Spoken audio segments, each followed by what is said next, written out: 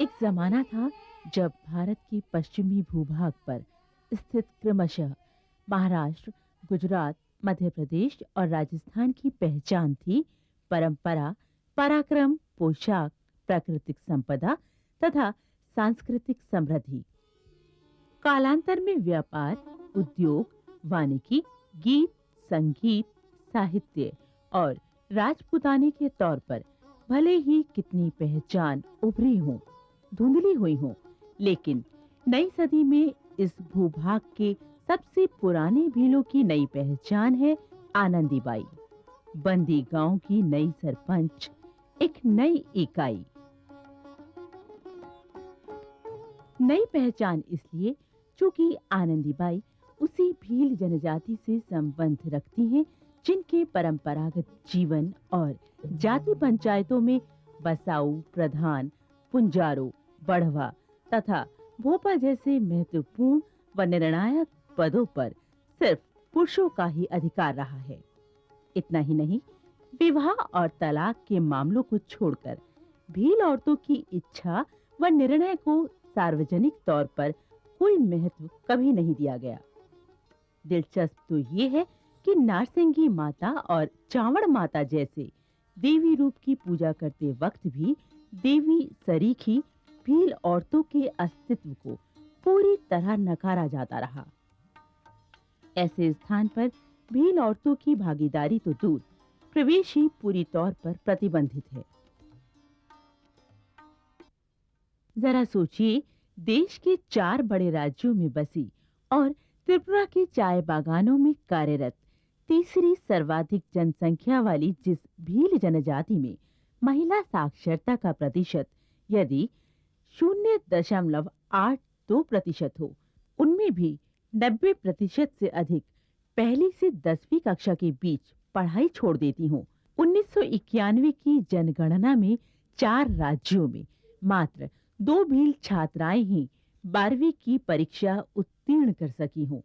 ऐसे समुदाय में स्त्री का सरपंच होना क्या सचमुच नई पहचान नहीं है?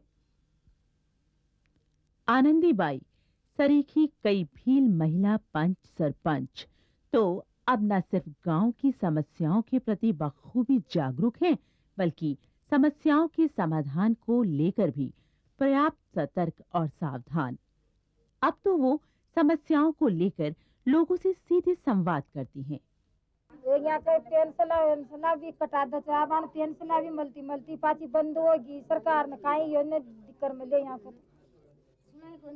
सुनाई कोई न गरीबा की। तो जब गरीबा को सरपंच बनाए तो गरीबाई साथ देवा, खाने तो बनाए न खाए खान बनाए चने। भील बच्चियां अब बस्ताले पढ़ने जाती हैं। स्वास्थ्य, परिवार, पर्यावरण और समाज के प्रति अब इनमें चेतना का अभाव नहीं है। अब तो भील औरतों को स्थानीय सत्ता की वर्तमान साझेदारी से काफी बल मिला है। इस सशक्तिकरण ने इन्हें शिक्षा, रोजगार और आत्मनिर्भरता के नए संदर्भों की ओर आकर्षित किया है। इन्होंने अपनी जरूरतें समझ ली हैं। इन्होंने विकास का सपना देख लिया है। चेहरे पर उल्लास और विश्वास दोनों झलकने लगे हैं। ये एक नई इबारत लिखते हाथ हैं।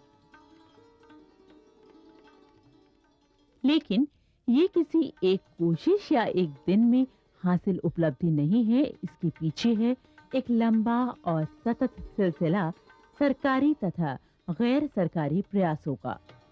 स्वयं सहायता समूह बना करके गरीब महिलाओं को रोजगार के लिए प्रेरित किया जाता है। वो महिलाएं हर रोज पैसा इकट्ठा करके अपने लिए, अपने परिवार के लिए, जीवन यापन के लिए उस पैसे को उपयोग में लेती हैं। जुताई छोड़कर खेती के लगभग सभी काम इन्हें अकेले ही करने होते हैं। मवेशी चराना, दूध निकालना, मुर्गी को दाना चुगाना भी इन्हीं के जिम्मे होता है।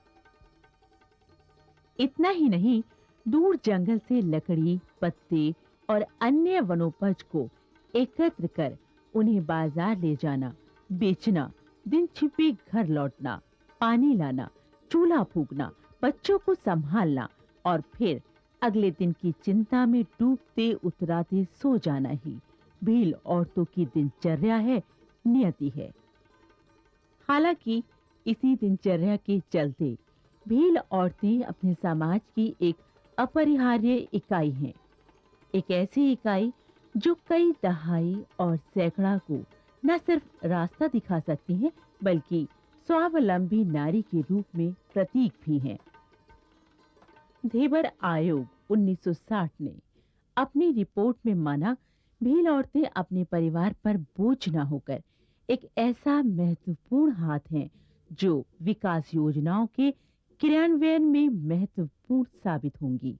और ऐसा हुआ भी है। लेकिन विकास के शुरुआती दौर में बदलते परिवेश, प्रकृति और दिक्कतों ने औरतों को ही सर्वाधिक प्रभावित किया। उल्लेखनीय है कि जल, जंगल, जमीन और मवेशी भीलों का प्राणाधार रहे हैं। कभी जंगलों में इनका एक छत्र राज हुआ करता था, लेकिन अंग्रेजी राज में जंगलात ने जंगल और वनवासियों को लेकर जो कानून बनाए, उससे जंगल इनके लिए पराया हो गया। हुकूमत ने वनवासियों को जंगल का दुश्मन माना। जंगल के लोग कभी नहीं जंगल का नुकसान पहुंचाते। लाखों सालों से हमारे यहाँ करोड़ों लोग जंगलों में रहते आ रहे हैं, उनके कारण कोई जंगल नहीं तबाह हुआ। जंगल तबाह हुआ है हमारे जो आधुनिक विकास की जो प्रक्रिया रही है, फॉरेस्ट डिपार्टमेंट ने जंगलों को काटा है। इन लोगों के रहने के कारण जंगल नहीं तबाह हुआ। मैंने एक ऐसी स्टडी नहीं देखी है, वास्तव में एक वैज्ञानिक अध्ययन जो हुआ जिसने ये दिखाया। हाँ, मानते सब यही हैं, लेकिन उस मानने के पीछे कोई भी ऐसा वो एविडेंस नहीं है, ऐसा कोई प्रूफ नहीं है, ऐसा कोई प्रमाण नहीं है कि इस बात को दिखाता है। अग्रवाल नारायण रिपोर्ट ने माना कि जंगलात, लकड़ी ठेकेदार और दलालों की मिलीभगत से 34% से अधिक जंगल खाली हो गया है। इससे भील ही नहीं, रसोई, ईंधन व आजीविका के लिए वनों पर निर्भर सभी जनजातियों की महिलाओं को आए दिन घूसखोरी और शोषण का शिकार होना पड़ता है। जंगल की गाड़ों से बचने के लिए अब इन्हें लंबा रास्ता तय करना पड़ता है। सर्वेक्षण बताते हैं कि जंगलों के खाली होने से पानी का जल स्तर भी गिरा है। जंगल बाजार आने जाने में पहले ही 4-5 घंटे व्यर्थ होते थे। अब पानी लाने के लिए भी भील औरतों को दिन में कई बार 2 से 3 किलोमीटर जाना पड़ता है। ऊपर से तुर्रा ये कि जंगल के भीतर रहने वाली आबादी के लिए ना कोई कार्यक्रम है, ना फंड। मजबूरी में भीलों को जंगल से बाहर आना पड़ा। विकास के इस उलझे पड़ाव ने भील औरतों की दिक्कतें और बढ़ा दी। आंवला, मूसली, शहद, चिरौंजी जैसे पौष्टिक जंगली उत्पादों के न मिलने से कुपोषण तो बढ़ा ही, काम का बोझ भी बढ़ा। मैं दाई का काम कर रही हूँ, दवाई भी कोई ना, दवाई भी कोई ना। हम तो आस में करती हूँ, जो नवो तो दिख तो फिर को तो दे तो।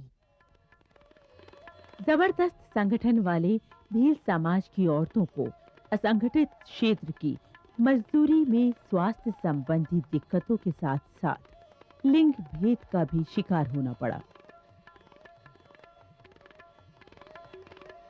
कम मजदूरी के कारण महिला मजदूरों को ही ज्यादा काम पर लिया जाता है। अतः काम ना होने का बहाना बनाकर ये बच भी नहीं सकती थी और कोई कमाऊ हुनर इनके सीधे साधे हाथों में था नहीं। भविष्य के लिए अनाज जोड़कर रखने की ना इनकी स्थितियां रहीं और ना प्रवृत्ति। भीख मांगने का तो सवाल ही नहीं उठता। इतनी हाड़ तोड़ मेहनत और कुपोषण के कारण 35 वर्ष की उम्र तक पहुंचते पहुंचते भील औरतें ढलने लगती हैं। 153 भील मजदूर औरतों पर किए गए सर्वेक्षण में लगभग सभी में पीठ, कमर का दर्द, ल्यूकोरिया, सांस की समस्या तथा स्त्री रोग संबंधी सभी अनियमितताएं पाई गईं।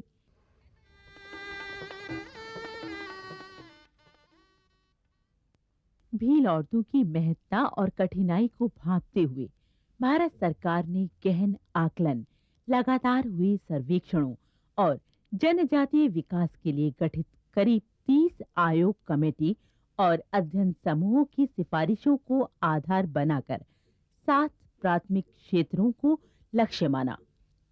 वे हैं प्राकृतिक संसाधन, आवास, शिक्षा, स्वास्थ्य, व्यावसायिक प्रशिक्षण, आर्थिक मदद और रोजगार। इन लक्ष्य क्षेत्रों में गरीबी उन्मूलन कार्यक्रम, आदिवासी उपयोजना, न्यून साक्षरता व माडा क्षेत्रों की पहचान, व्यावसायिक प्रशिक्षण संस्थान, आदिवासी अनुसंधान संस्थान, भारतीय आदिवासी सहकारी विपणन विकास परिसंघ लिमिटेड, राज्य आदिवासी सहकारी विकास निगम, आदिवासी सलाहकार परिषद और जिला आदिवासी महिला विकास एजेंसियां विकास का माध्यम बनी। क्रियान्वयन की दृष्टि से ब्लॉक, तहसील, जिले से लेकर केंद्र तक आपसी तालमेल के लिए एक संपूर्ण ढांचे के तहत शुरू हुए काम यहां दिखने लगे हैं। सामाजिक वानिकी कार्यक्रमों ने जंगल, जंगलात और भीलों के बीच आपसी समझ तो पैदा की ही, भील औरतों को आर्थिक समृद्धि देने की दृष्टि से झाबुआ, धार, खरगांव, खंडवा, रतलाम में चली बैरानी कुलड़ी जैसी योजनाओं ने इन्हें कर्जदाताओं की बंधुआ मजदूरी से मुक्त किया। राजस्थान में लगातार 3 वर्षों से अकाल पड़ रहा है, जिसकी मार इन आदिवासी भीलों के ऊपर भी पड़ती है। उसके निदान के लिए राज्य सरकार ने ये फैसला लिया है कि जिस क्षेत्र में भी अकाल पड़ेगा उस जगह पर वहाँ के रहने वाले मजदूर ये भील जाति के ही होंगे, उन्हें अकाल राहत कार्य में लगाया जाता है और मजदूरी के रूप में उन्हें पैसा दिया जाता है। रोजगार मिल रहा है ना, सब लोग लगे हुए हैं वहाँ, तो 100 आदमी काम करते हैं, 100 आदमी को रोजगार मिला है, सबको पैसा मिल रहा है। और थोड़ा आगे 1-2 डैम और बन जाएं तो 2-4 महीने और चल जाएगा तो रोजगार बढ़ेगा। पेड़ पौधा के भी कोई साधन नहीं थे, जानवरों को पानी पीने के भी साधन नहीं था, और पहाड़ इलाका में तो हालत ही बहुत खराब थी जल के वास्ते में। जो ये बांध बनने से और ये निकट बनने से सब जगह पानी रुक गया, तो वहाँ जानवर भी रहवा लग गया और मेवाशीन को पानी पीने के लिए पानी मिल गया, तो वहाँ हमारा दूध दही का ये सब साधन बने, गृहस्थी अच्छी ढंग से चलने लगी। अकाल राहत के दौरान काम के बदले अनाज कार्यक्रम का तात्कालिक लाभ तो सभी को मिला, लेकिन निःशुल्क तथा रियायती दर पर खाद्यान्न आपूर्ति की योजनाओं ने भील महिलाओं की चिंता को कम किया। तत्पश्चात आर्थिक स्वावलंबन और समृद्धि की दृष्टि से जिला जनजातीय महिला विकास एजेंसी द्वारा स्थापित महिला विकास केंद्र ने जो कार्यक्रम शुरू किए, उसमें भील औरतों को तकनीकी दस्तकारी प्रशिक्षण के साथ साथ ऋण भी दिए गए। वोकेशनल ट्रेनिंग मतलब आपका वीविंग है, उसमें कंप्यूटर भी ट्रेनिंग है, बाकी जो नीटिंग है, ये सब जो काम वो लोग करेंगे। इसको 3 महीना पहले थियोरिटिकल ट्रेनिंग दिया जाता है, फिर उसके साथ मास्टर क्राफ्ट्समैन जो होते हैं, एक्सेलेंसी पाने के लिए, उनको अच्छा से उसको करने के लिए उसको मास्टर क्राफ्ट्समैन के साथ हम लोग देते हैं। झारखंड का आज जो कपड़ा बन रहा है ट्राइबल एरिया में, वो जो हाथ में जो बुनाई हो रहा है उसका 100% एक्सपोर्ट है। वैसे आपका उड़ीसा में भी बहुत सारे स्थान में ऐसा कपड़ा बन रहा है जो कि 100% एक्सपोर्ट है। मध्य प्रदेश में आपका जो टसर एरिया जो है, जिसमें मालबरी एरिया जो है, उसमें भी जो बन रहा है वो भी 100% एक्सपोर्ट है। तो हम उनको एक एक्सपोर्ट करना ये देते हैं, उसके साथ अपना भी यहाँ है ट्राइब शॉप है, उनका प्रोडक्ट को भी हम उसको हम ला के उसको मार्केटिंग करते हैं। ये ट्रेनिंग कम प्रोडक्शन सेंटर, और उसमें से जो सेल मिलेगा उसको वही वहाँ यूटिलाइज करेंगे, ऐसा। हिंटरलैंड योजना के तहत पीढ़ी प्रशिक्षण, डूंगरपुर बांसवाड़ा में दुग्ध विकास योजना, हैंडलूम बोर्ड द्वारा सागवाड़ा में हथकरघा तथा लघु उद्योग निगम द्वारा चलाए गए प्रशिक्षण केंद्रों में इनके हाथ सधने लगे। हाड़ौती आदिम जनजाति विकास समिति जो हमारे हाड़ौती में ही कार्य कर रही है, इसने कई स्वयंसेवी संस्थाओं से मिलकर स्वयं सहायता समूह महिलाओं के लिए बनाया है, जिसमें ये महिलाओं को एक साथ इकट्ठा करके उन्हें रोजगार के लिए प्रेरित करती है। वे स्वयं अपने लिए, अपने परिवार के लिए पापड़, बड़ी और इसके साथ ही जो भी उन्हें दैनिक कार्य आते हैं वे उसे करके अपने पति के द्वारा बाजार में बेचने के लिए जाती हैं और उसे बेचकर वे अपने परिवार का पेट भरती हैं। इस नए हुनर से उल्लासित भील औरतें अब कालीन की बेहतरीन कारीगरी सीखने के लिए भदोही तक जाने को उत्सुक हैं। इस मामले में यूनिसेफ से सहायता प्राप्त डवाकरा समूहों को तो भील जनजातीय क्षेत्रों में काफी सफलता मिली ही, स्वर्ण जयंती ग्राम स्वरोजगार योजना के लाभ के प्रति भी भील औरतों ने चेतना दिखाई। आर्थिक संतुलन हुआ तो मानसिकता बदलनी ही थी, सो बदली। भीलों ने अपनी हर जरूरत के लिए जंगल की ओर ताकना बंद कर दिया, लेकिन पानी पर निर्भरता भला कैसे खत्म हो सकती थी, जबकि नहाने को तो दूर पीने को भी पानी सुलभ ना हो। सरकार ने इस जरूरत को महत्वपूर्ण माना, अतः जलोत्थान कार्यक्रमों के तहत कुओं को गहरा करने, नए कुएं बनाने, उन्नत सिंचाई योजना तथा जल संचय की विविध इकाइयों के निर्माण की ढांचागत व्यवस्था की। राष्ट्रीय स्तर पर ग्रामीण जलापूर्ति कार्यक्रम में अकेले वर्ष 2000-2001 में 325 करोड़ रुपए आवंटित किए गए, जिसका करीब 25% जनजाति बहुल क्षेत्रों पर खर्च किया गया। मकसद सफल हुआ। जन भागीदारी से बने तालाबों आदि के निर्माण से लोगों को काम मिला, पानी ठहरा, कुएं सजल हुए, परिणाम स्वरूप सूखी खेती फिर हरी हुई, पीने के साफ पानी की व्यवस्था हुई तो चेहरे खिल उठे।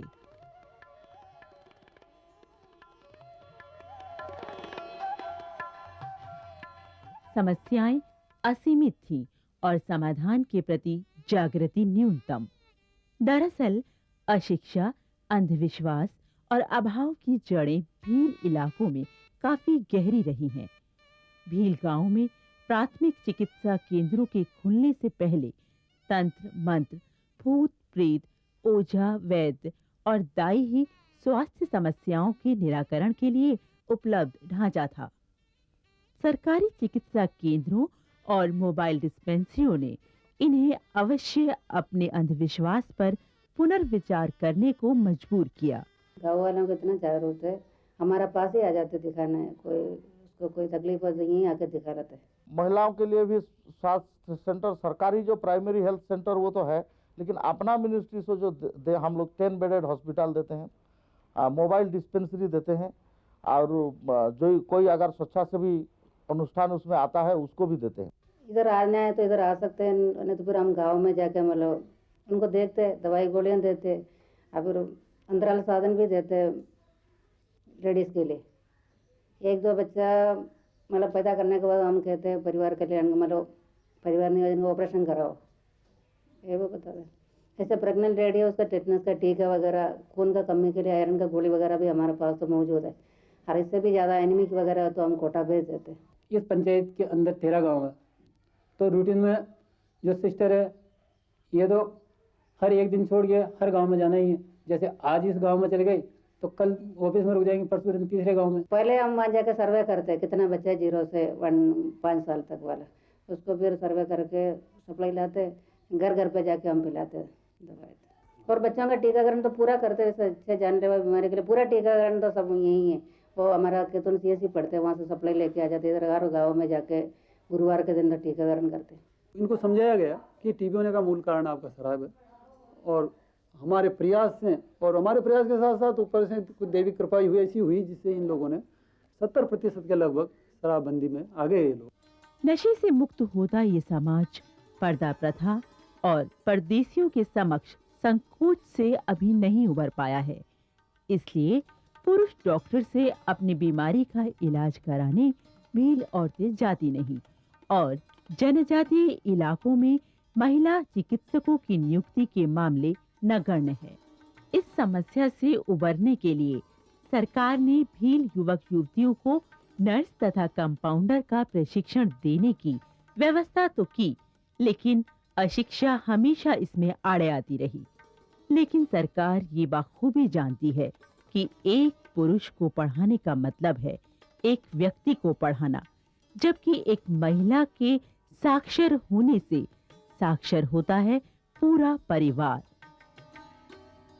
न्यून साक्षरता पॉकेट के रूप में दर्ज लालसोट, गंगापुर, पिंडवरा, शाहबाद, कस्बा थाना, बूंदी, मांडलगढ़, अरनोद, बड़ी सांदड़ी, गोगुंदा समेत ऐसे हजारों भील बहुल क्षेत्र हैं जहां सरकार ने पढ़ाई अधूरी छोड़ने की अधिक दर को देखते हुए कन्या परिसर, आश्रम स्कूल तथा छात्रावासों की स्थापना की है। आश्रम स्कूल, कन्याश्रम, कन्या आश्रम के नाम पे जाना जाता है। उसमें भी हम हर फैसिलिटी, उनका रहना, उनका खाना पीना, साल में 2 पेयर कपड़ा देना, फिर उनके लिए साबुन तेल, ये सबका फैसिलिटी देके हम कन्याश्रम चलाते हैं। Educational complex in low literacy pocket, ये प्रोग्राम हमारा 1991 का सेंसस में पता चला कि देश में 136 ऐसा डिस्ट्रिक्ट है जिसमें महिला का लिटरेसी परसेंटेज 10% से कम है। तो इस 10% से कम ये 136 डिस्ट्रिक्ट को छांटा गया और उसमें स्वतंत्र स्पेशल एनजीओ के माध्यम से वहाँ एक लिटरेसी कॉम्प्लेक्स उसको चलाना है और उसके लिए पूरा 100% पैसा हम लोग देते हैं। बावजूद निशुल्क शिक्षा व्यवस्था के अन्य जनजातियों और गैर आदिवासी समुदायों की तुलना में भील औरतों के बीच साक्षरता के आंकड़े फैलने में काफी वक्त लगा, पर उम्मीद कायम है। साक्षरता की नन्ही किरणें अब भील बालाओं के बीच अपनी जगह बना रही हैं।